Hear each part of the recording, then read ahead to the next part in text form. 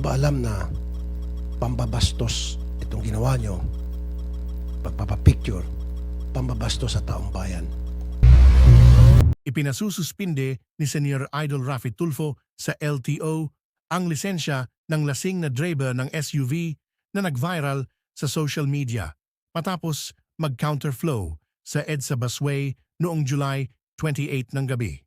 Sa hearing ng Senate Committee on Public Services, nag-init ang ulo ni Senior Idol nang maisiwalat na imbes kasuhan at dalhin sa kulungan ng DOTR ang SUV driver na kinilalang si Christopher Lim de Vera ay binigyan pa nila ito ng VIP treatment at hinatid sa kanyang condo unit sa BGC, Taguig City. Sinabon ni Senior Idol ang DOTR dahil bakit hindi nila dinala sa presinto si de Vera at kinasuhan ng paglabag sa Republic Act No. 10586 o Anti-Drunk and Drugged Driving Law.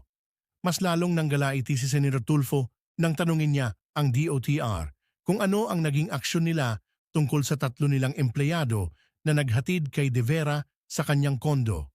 At ang sagot ng ahensya sa kanya ay patuloy pa rin daw ang ginagawa nilang investigasyon sa insidente na mahigit 2 linggo na ang nakakalipas. Agad inatasan ni Senator Idol ang DOTR na magpataw na ng parusa laban sa 3 nagkasalang personel nila. Sumangayon naman si DOTR USEC Ferdinand Ortega at sinabing maliban sa suspensyon ay maaaring matanggal ang 3 sa serbisyo. Sermon din naman ang inabot ng PNP dahil kahit may dumating na mobile patrol car pero wala raw ginawa ang mga pulis kundi ang makiusyoso na parang mga tsismoso lang at umalis din. Hiniling ni Senior Raffy sa PNP na patawan ng parusa ang 3 pulis nila. Sa susunod na hearing ng committee sa Martes, August 20, nais ni Senior Tulfo na naipataw na ang karampatang parusa sa mga naging pabaya at nagkasalang kawani ng PNP at DOTR. Questions na I believe would be very hard to answer, but I need answers anyway.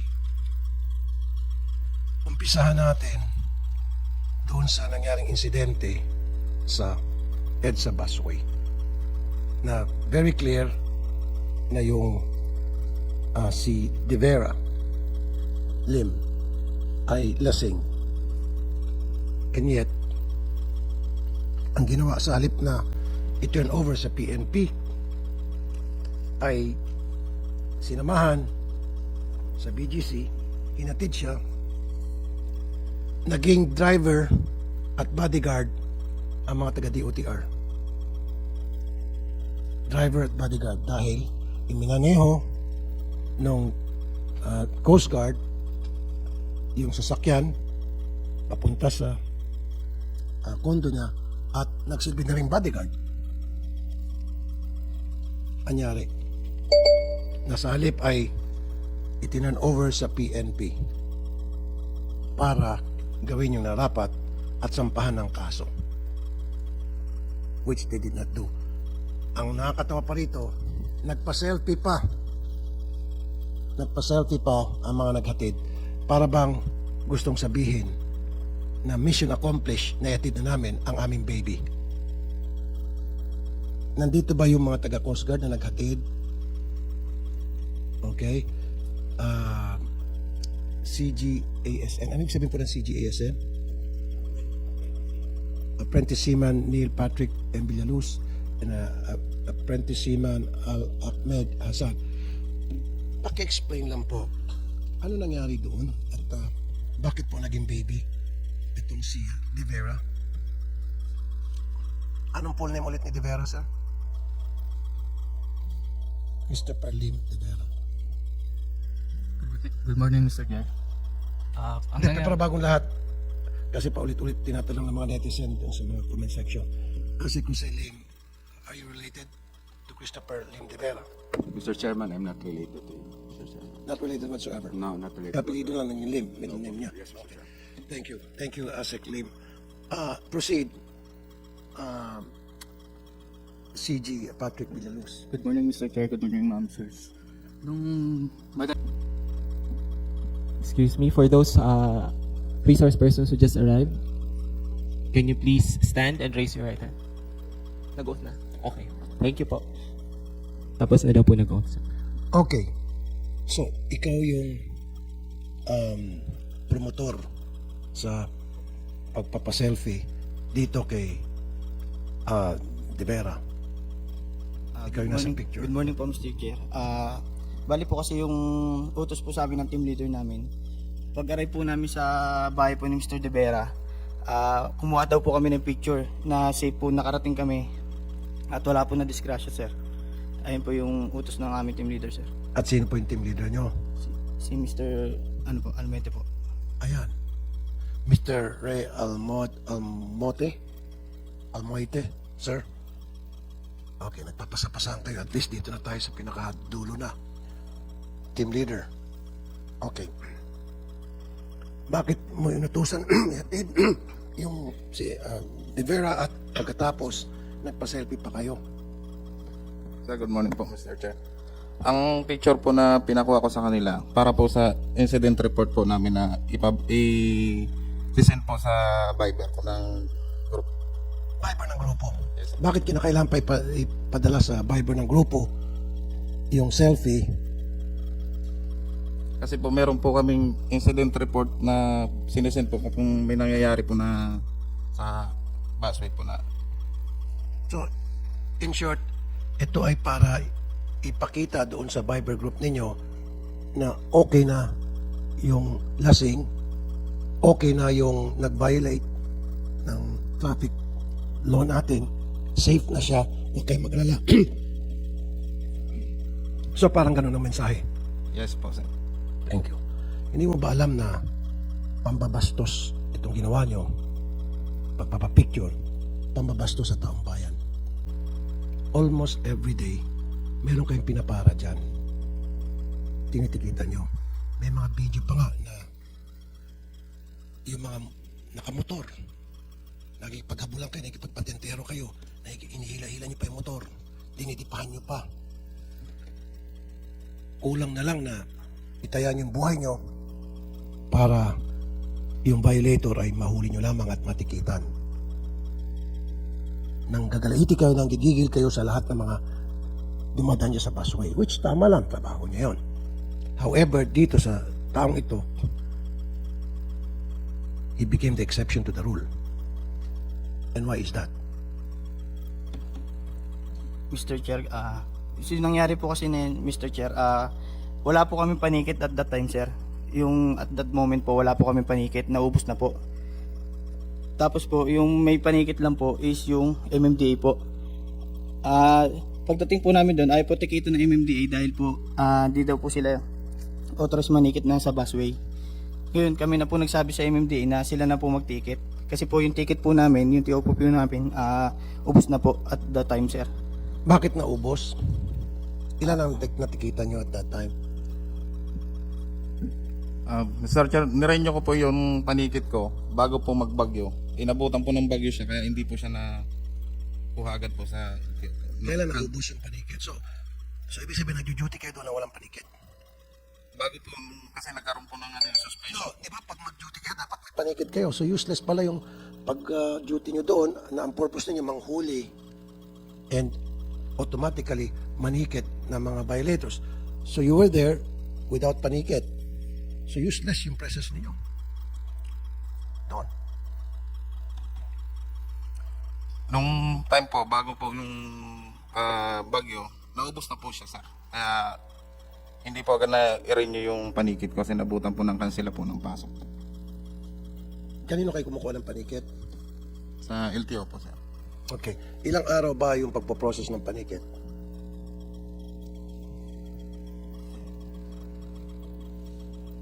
Sana, kung wala ka palang panikit, hindi ka na nag-duty doon. What for? Useless ang presence nyo doon kung gano'n. Ba't ka pa nandun kung wala ka palang panikit? Wala ka authority na manghuli at mag-sanction ng isang violator. In this case, tulad nitong si De Vera. LTO, Mr. Francis Ray Almora, gaano katagal po mag-process ng panikit na ibigay? Good morning, Mr. Chair. Sa deputies nyo na. For the deputized officers of LTO, they have to just account for the tickets. So they have to submit or return the copies for the office for COA purposes. And immediately, we can issue again How long, sir? TOP. How long? Within the day, Mr. Within Chair. the day. Narinig mo? Mr. Almoite, within the day. I believe meron kang panikit. Kaya lang yun ang ginagamit mong depensa. But let me remind you, you don't even need panikit para yung isang tulad ni De Vera na lasing na siya ay dalhin sa presinto o tawagan mo yung pulis. Nandiyan sa IR niyo, number 2 sa department order ninyo. Makipag-communicate sa pulis para sunduin ito at dalhin sa presinto. Because a crime has been committed. A law has been violated. Tama? Okay. Now, DOTR, Yusek Jesus Ferdinand Ortega, salamat sa iyo. Kita ko consistent palagi ang presence mo. I appreciate that. Ano yung parusa dito? Kung mabilis kayo magparusa sa mga gumagamit ng busway, ngayon, ito mga hindi gumawa ng tama, dahil Mr. sa Chair, busway, anong parusa mo? Mr. Chair, si ASEC Racrolin po ang ipapareport ko because he's the one handling the ASEC, incident po. Thank anong you. parusa dito sa kanila? Umpisa natin sa team leader. Mr. Chairman, our secretary wrote you a letter po. And based on the letter po sent by our secretary to your office po, since suspension po yung parusa po for them, Mr. Chairman. Okay, si Alvin Garcia, suspension for 3 months. Sino to si Alvin Garcia? Is he here? Okay. So suspended ka for 3 months. Okay, yan yung parusa sa'yo. Okay. And then si Michael Real Moite, suspension for 3 months. Okay. Si ASN Hassan, admonition. Ibig sabihin, pinagsabihan lang, wag mo na ulitin yan. Why?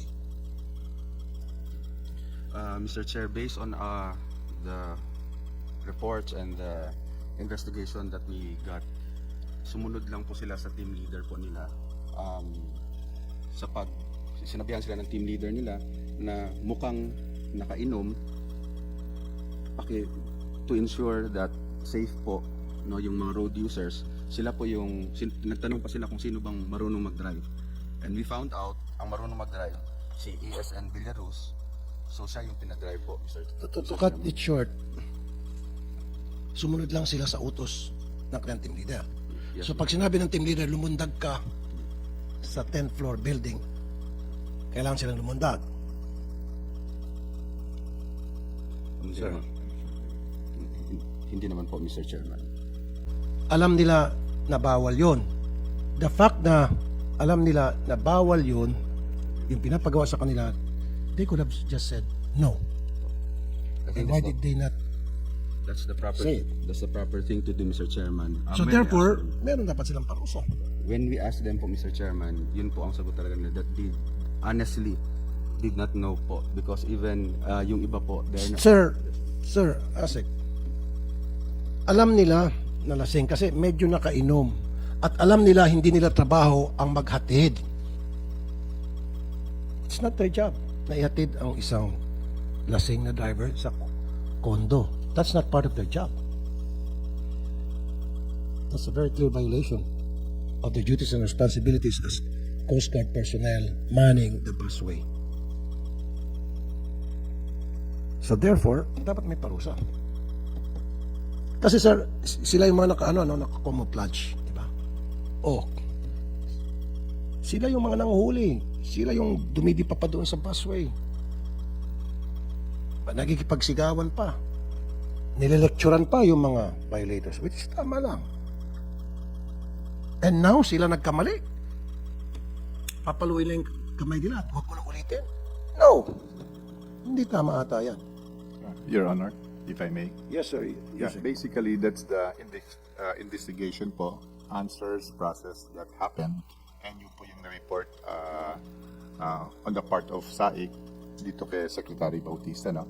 So basically po yung sila ay sumunod lamang, and the order came from their head. That's why sila binigyan ng 3 months. But sila po ay kailangan naming i-retrain because clearly when they reported, hindi talaga nila alam. But base po dito sa comments nyo, we could relook at the penalty regarding that po. Thank you, Yusek.